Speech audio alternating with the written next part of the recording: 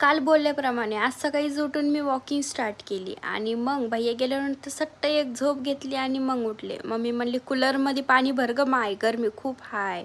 मग मी मस्तपैकी पाणी भरलं आणि मस्त मस्त हवा घेतली आणि भैया तर काही नव्हता घरी. मस्त मम्मीला चाय करून दिली आणि मस्त टाईमपास करत बसली ही. आणि मग इव्हिनिंग होता होता कसं काय की अचानक पाऊस पडायला लागला. खूप वातावरण खूप खराब झालं आणि मस्तपैकी आम्ही बसून इथं जेवण एन्जॉय केलं कारण लाईट गेलेली होती.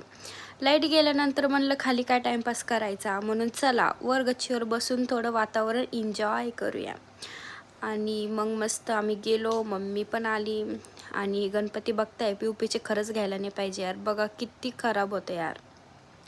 मग आम्ही तिघी माकडं हे मस्त वातावरण एन्जॉय करत होतो. सो असा होता माझा दिवस आणि एंडला बसली मी ब्लाऊज शिवत. भेटूया नेक्स्ट ब्लॉगमध्ये. बाय.